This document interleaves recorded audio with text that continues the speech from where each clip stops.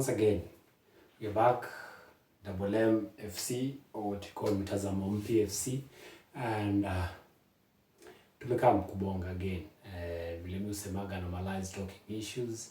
So today again niko na issue na ni one man show again leo pia, and remember to subscribe and always hit that notification button, and each and every other time inaku notify tukipiga content. So I'm happy and I'll be greatly happy if you guys will subscribe to this channel. The Double M FC inafaa kuwa nguzo kuu kwa maisha yetu, so that at least we can talk issues and iron them out each and every other day. So today niko na issue, na issue yangu ni very simple. Tunabongea kuhusu the issue of how bad leadership can affect your life directly or indirectly. So tunakaga sometimes tunasema si lazima ni vote, politics is not my thing. Unajua mimi nachukia politics, sipendi politics, but truth be told, politics ndio hufanyaga dynamics za life ndani ya nchi zinakuwa either good or zinakuwa bad. Look at this particular time in Kenya. Life inakaaje? Let's be honest with each other. Life ni mbaya. Life is not lifing anymore. Tuko wasi wamekuwa depressed, things are not working, companies are closing doors. The moment tunaona kampuni inafunga doors, my guy, njoo tu kitu moja. The political temperature in your the way your politicians are behaving inaonyesha it's wanting, na ndio inafanya mnarudi nyuma. Wase investors wanahepa, na tuongelee kuhusu investors from away. We're talking again even back investors who are from home, because again we need a conducive environment. Ile conducive environment tunamaanisha nini? Ni place unaweza ukapiga job, unajua pia government kushikilia when things are bad, so that at least you can get even unajua some small loans ndio uweze kusimama. And this is what I talk about when I talk about good governance. And ndio inafanya unapata other places in the world huko, the developed world, mali tunaongelea kuhusu United States, tunaongelea kuhusu Europe and other countries, unapata wase upiga gojeki na gava yenye inatoa do yake, si story hata na bank, just fund you, and it funds you so that at least you can come back and continue paying more taxes, because those taxes ndio zinaenda kukupatia those basic commodities zenye unahitaji kwa life, so that at least that conduciveness can be real. Tunaongelea kuhusu health is very expensive. Tunaongelea kuhusu food security is very expensive. Tunaongelea kuhusu your own security, ile tunasema a country's security. That's where makarao wanaingilia kati, wanajeshi wanaingilia kati, NIS inaingilia kati, wachana na hii yetu ya Kenya which is abducting and killing its own youth, which is a sad affair, because still our wako in office, and I wonder how and why, because at the end of the day with such allegations and such misconduct, wase wanafaa kuwa sahihi, law ina roll kwao, inafaa kuwa sahihi, msi yako ndani committee inafaa kuwa sahihi. Unajua mashtaka imefunguliwa, wase wanapitia why are they killing. But now again, mi usemaga hapa, bad leadership is equals to bad life, and that's why nimesema it can affect you directly or indirectly. For the direct part ni hiyo part tunaongelea saa hii, whereby inakuhit directly. It's either the transport system, inakuwa each and every other day ndio inaongezwa juu, because mafuta ya kurun hizo motocars and train, hata tuna effective town service train. Other trains pia zimekuwa tu issues in Kenya. So I think tabonga tu transport ya magari. So unapata hata mzigo kutoka from one position to the next, from one province to, from one county to the next county, inakuwa very expensive. So unapata even the cost of running that business inaenda quite impossible, and that is the direct way of affecting you. Tukiongelea kuhusu the indirect way of affecting you, tuongelea kuhusu vitu kama insecurities. Like today you can see insecurity imekuwa most in Kenya. Kutembea ukiongea na simu, it's quite a risk, because utapata simu yako imepotea, and chances za wewe pia kuumia they're very high, because thugs are all over. Not thugs are all over sababu ya nini? Again, we go back to the political class and how things are run in a political way in Kenya. Unapata say fundamentally hawaangalii wase deep, unajua hawaangalii youths, waangalii au mavijana hapo wa design wapate kitu ya kufanya, wamewaachilia and then they resolve, because it's survival for the fittest. That is what I call. And sometimes unapata you can even die in the process, because again hizi robberies, carjackings, si zote huenda poa, some end up na death. It becomes fatal. Unapata msee on the process maybe walibishana, and then the thugs decided maybe we're not going to worry, you're just gonna die. So, and another thing, we check the abduction stories and forced disappearance, and you kujazwa maji whereby you can't live, can't speak freely, you cannot talk truth to power. No, it does not happen again with bad political things, and that's when we say it can affect you directly or indirectly. Maybe assuming you're my brother, you're my sister, you're my cousin, or family near, you're my friend. If today I'm forced to disappear or I'm dead by abduction, the so-called extrajudicial killing, do you think utakuwa sawa? Obviously itakuwa ngumu, but that is not a thing to make me fear, because again ni kitu nimejitolea. I know as I try to question our governments in Africa, inakuwa always that way. Not only in Africa, I believe even in the world, also wamekuwa silenced. Nimecheki people being silenced even by Russia, silenced by America, silenced by British.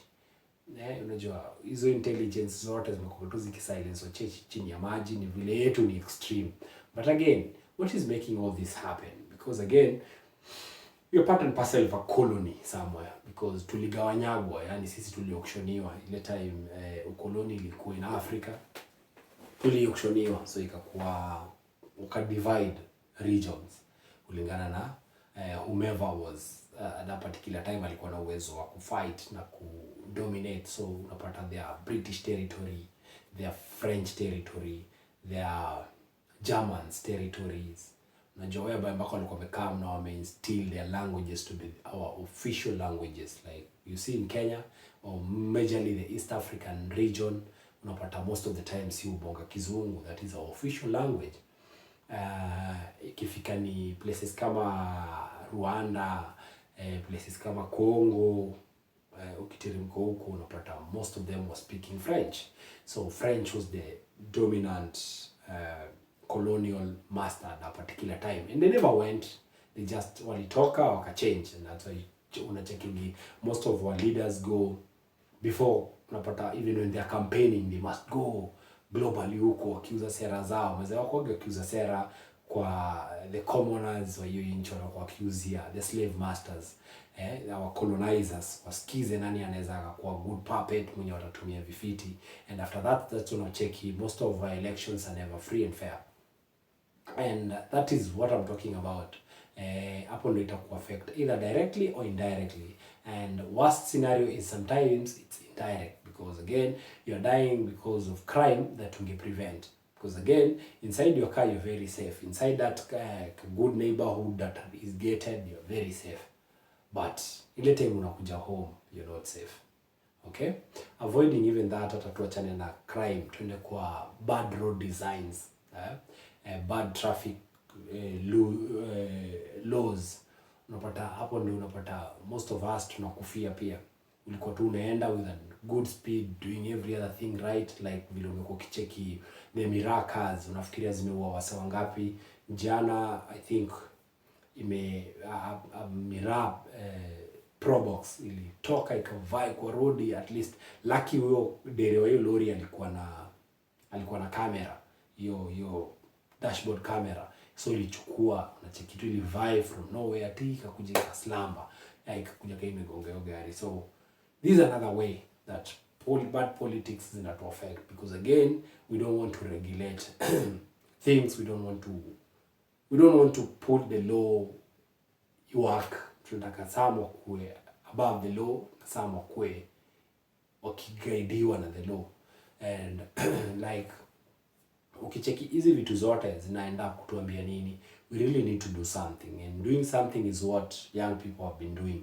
Wamekuwa kitalk truth to power, na imekuwa ikiwork because they were calling us online wankers, but today the online wanking imekuwa ikitusaidia, imekuwa ikitufanyia makubwa. At least today internationally, all over the world, people knows about the Kasongo Kaongo, Butch of Sugoi, and the cronies around him. And it is projected in the world, knowing that the Biden administration ama your administration ilikuwa mbele ya US ya Joe Biden, ilikuwa inamsupport sana ku do anything, alikuwa na feel above the law. The same way ilikuwa imefanya na Israelites, walikuwa wamefika point wanafikiria we can just finish up with the Palestinians, but again the demographics zimechange again. Pia walikuwa wamesense a lot of medias around the globe, and now tunaanza kucheki people are speaking out saying how media was censored. Unapata a story inapuliwa down simply because there was a call that came out of White House, there is a call that came out of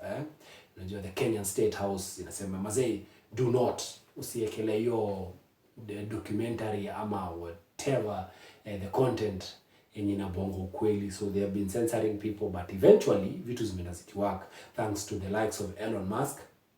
Sitasema 100% ni mpoa, but at least amekam na Twitter na amefanya kumekuwa na free speech. Wasona bonga what is happening into their country, and you see even US wameanza ku notice we want to know about communism. Tumekuwa tukiuzia go to walk about how bad communism is, but hatujoiona in first hand what is communism. Unajua, so they want to know what is communism, apart from hii system yetu yenye sisi tumezoea capitalism, whereby capitalism ndio ina run state ndio ina run Kenya. But sasa communist wako wengi in the east, Far East, huko China, unajua South, I think North Korea wanatumia capitalism. The other one, not capitalism.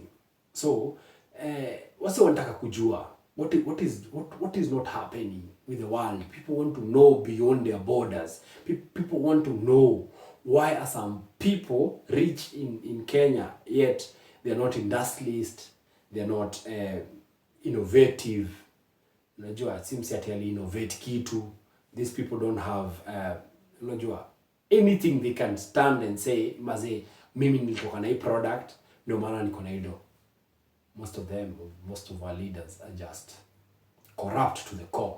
Hawana kuchukua tu pesa ile tu na donors, and thanks to Trump at least anasema anakata donation in Africa, so that at least we can understand nini inaendelea, because unacheki they are buying luxury cars, some of them are even renovating State House.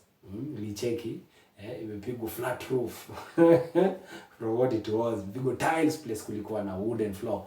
Like you look at things and you feel like how wasteful we can be, because that is not a priority in Kenya for now. Nasikia over 10 billion Kenya shillings zinatumika ku renovate all State House na State Lodge in Kenya, and ukijaribu kuangalia ni nini inafanywa, it's total nonsense. Again, our health system is dead. As I said again, bad leadership. Our education system is actually on its deathbed pia, because what is good about CBC kama si waswali create yago waki buy your books. Unajua hizo infrastructure za kusomesha mtoi ndio zinakuwa sasa tunaexploitiwa through. Look at those stupid things they always tell you to do at night. Bana, umetoka job ni kusoma, utasoma ama ni mtoi utapeleka shule yeye akasome. You see, those are the things you're talking about. Is that education system even working? It is not even working, because even today ukiuliza mali tunaenda hawajui. Mtoi mali alianzia class 1, like me I have one student class 1, class 2 huyu anamfuata hizi akatumia box zake. Each and every other time kuna kuja new books, kuna come new stationaries.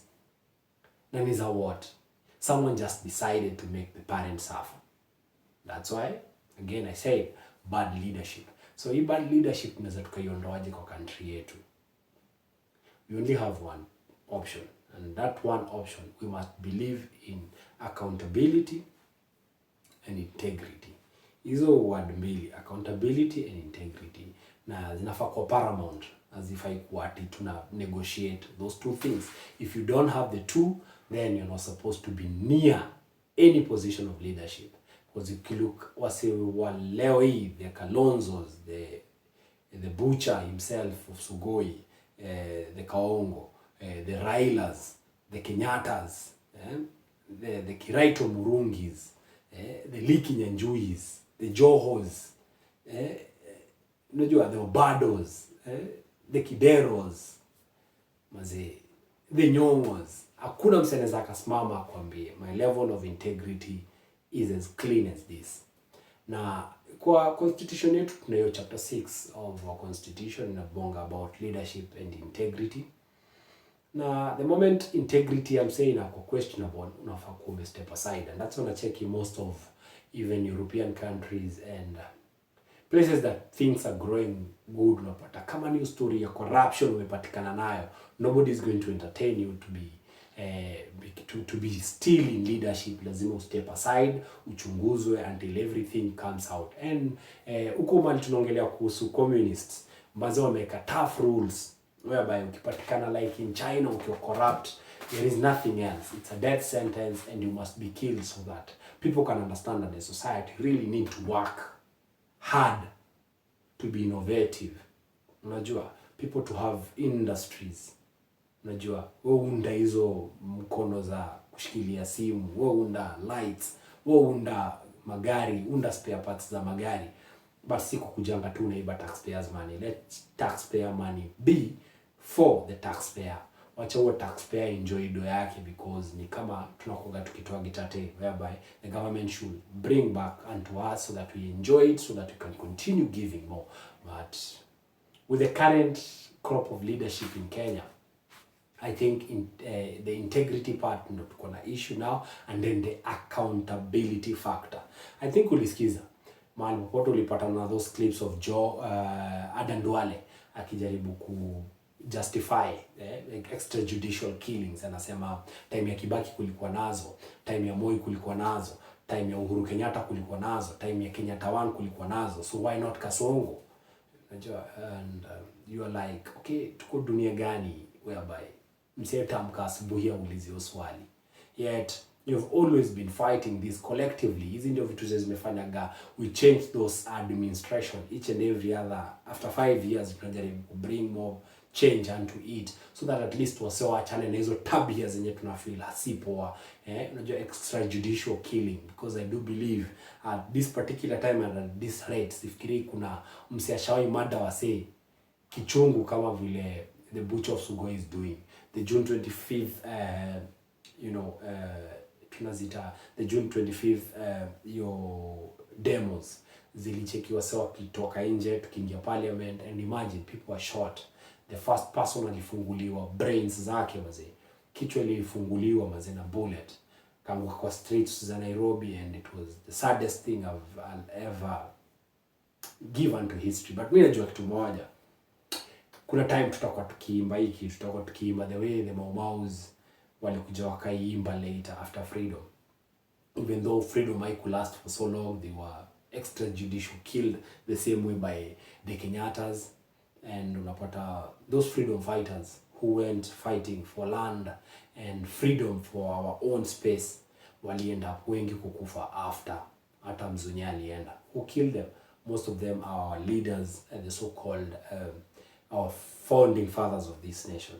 Na ikasonga hivyo ikakuja huku mbele, the GM Kariuki's died, the Tom Mboya's died,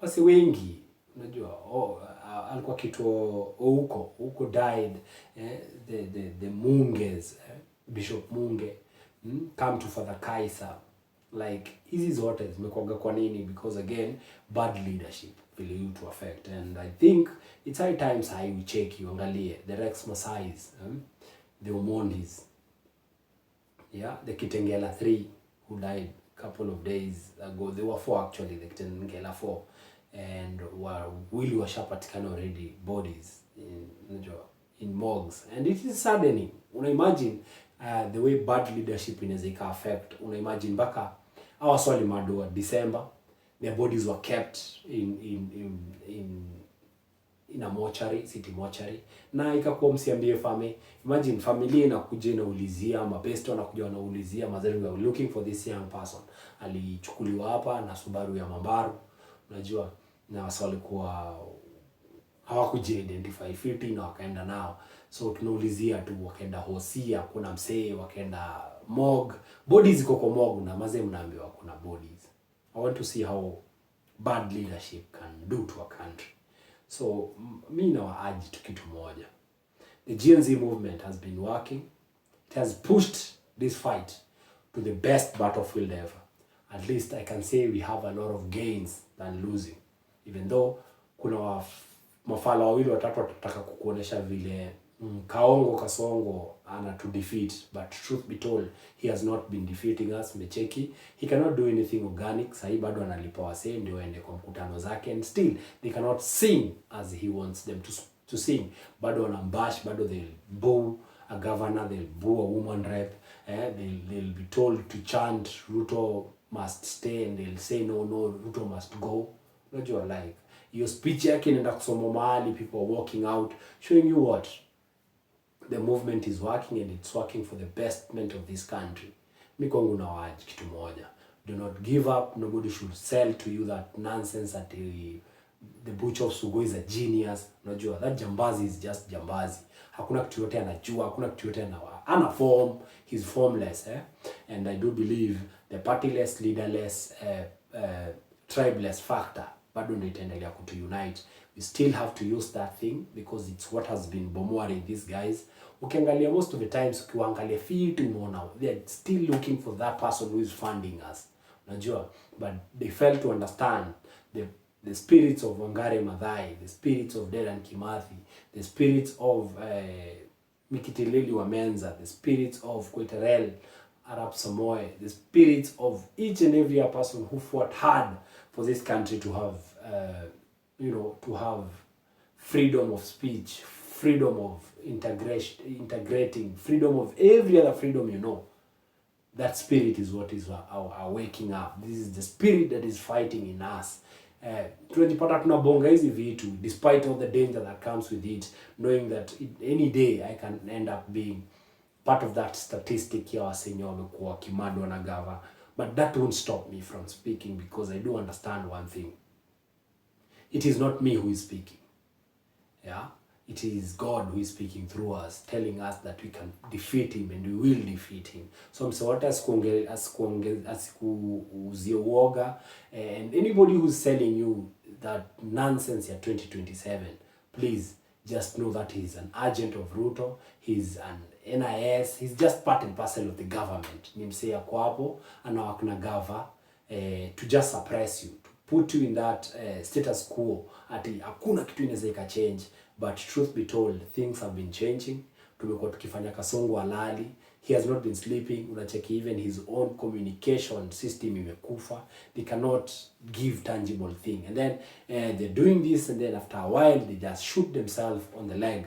Unapata tu waliongea hivi 10 minutes inafanyika hivi. Look at those extrajudicial things. Alisimama mali akasema atazikomesha. 10 minutes later unapata akiongeaje, wazazi mkataza watoto wenu, showing you what he himself understand that as much as nina deny simi ndio nafanya, bottom line pia nakuja anajitoa pande nyingine. And you can see most of them will tell you, utapata those arrogant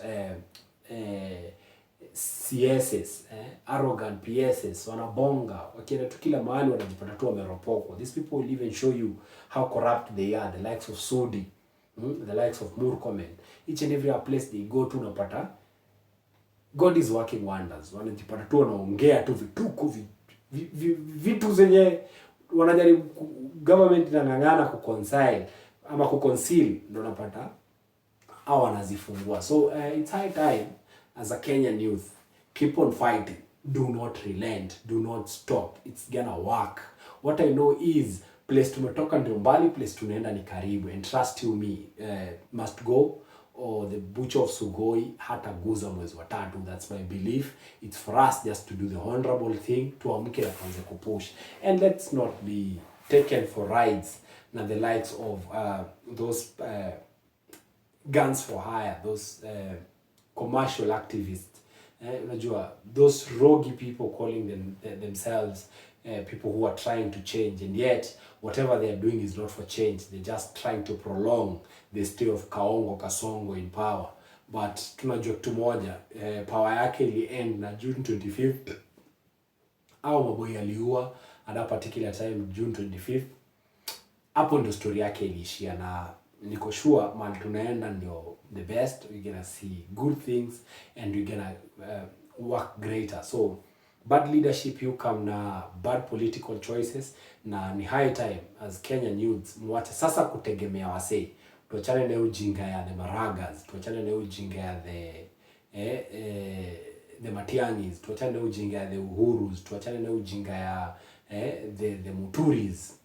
It's high time pia sisi tujitoe mhanga. Let's come front, let's build this country, let's be those leaders we want them to be. Tuache kufikiria about the Messiah that will come from someone. Let us be those messiahs. Wacha tutokee, let's come out, let's defend, let's build a better place. This is why I'm saying we should be tribeless, we should be partyless, and we should be leaderless. And with no leadership, niko sure ati tutakuwa tunasimamaga hivi tunaambia wasee, the only way is for us to have a great nation, and a great nation can only come from better leadership. And this better leadership and good leadership is a leader of integrity, a leader who is ready to account for everything and anything. Isifike mahali una draw lines, I cannot account for this, I can only account for this. No. It's high time as we do the right thing, and the right thing will always change the fact that tutaishi kuenjoy. So mi kwangu bado na urge the Kenyan youth, continue doing what you're doing. You're winning, you've been winning, sasa kudanganye.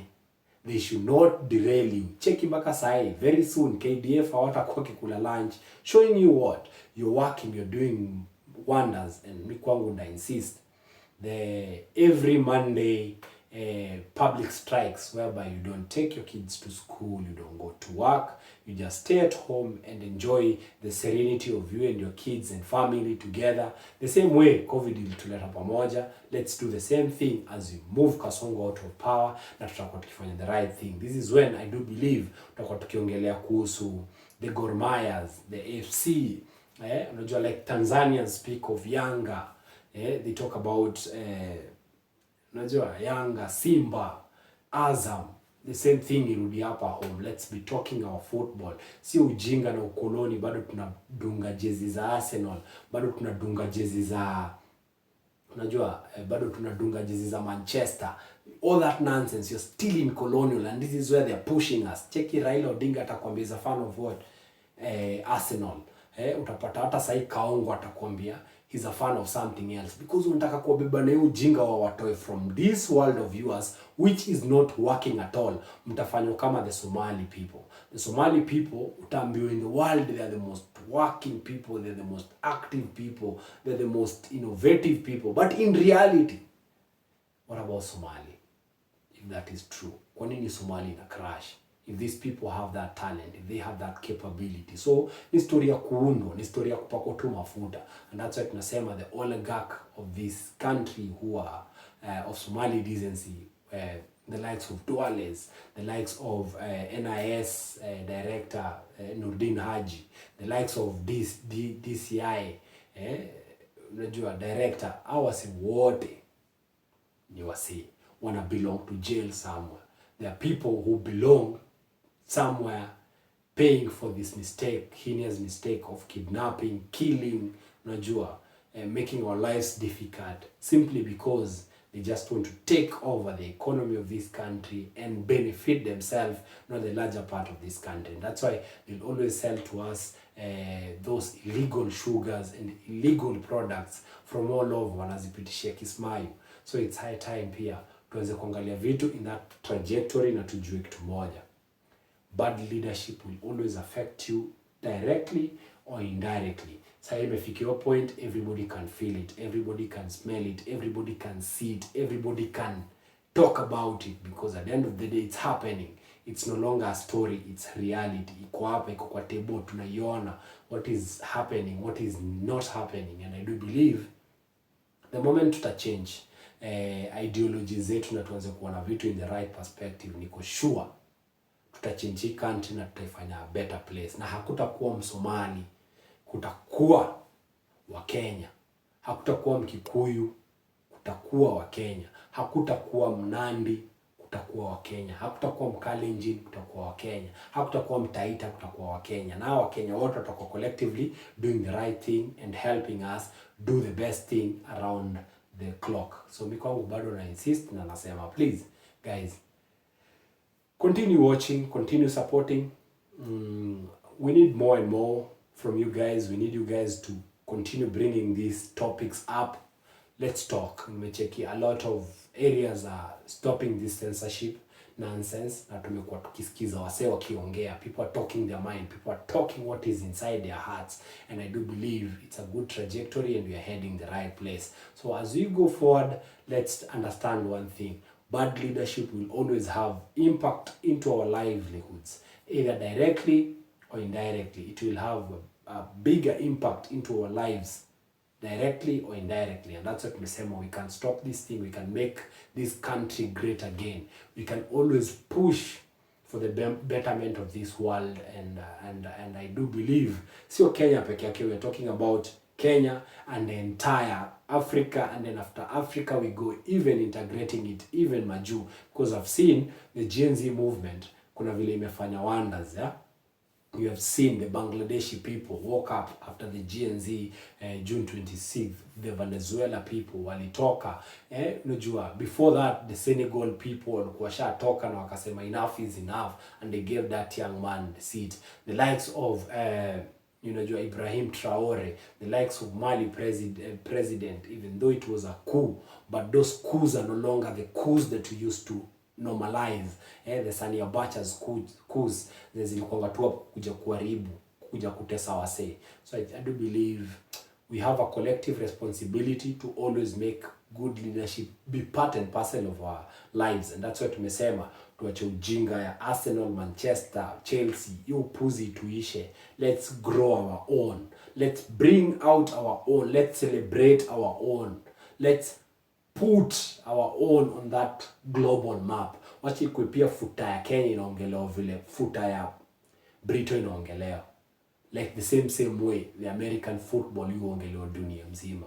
Umeshika? Because at the end of the day they owned it, the basketball, the NBA mazi ubongea go dunia mzima. Why? Because the Americans hawakutaka kucelebrate shit ya mzima mwingine, walitaka hao wenyewe wajunie their own shit, na hiyo kitu ikatoka vile inafaa. So it's high time as Kenyans to watch that stupid mentality ya mimi wa Arsenal, mimi wa hiyo ndio inatufanya tunakuwa jinga to a point where we don't want to look at ours, we don't want to focus with ours. Hataki kujitoa mhanga. Most of us were good footballers, most of us were good boxers, most of us were good, name them all, each and every other department of sport, but tuliamua kujiwaste, tukaamua kuwaste even those who were behind us, because we don't want to fight for it. We still want to praise the mediocrity that comes with the white man. But tunataka kusimama hapo tuseme how Arsenal is winning, how Manchester is winning, how Chelsea is winning, but ikifika home, what do we have to show?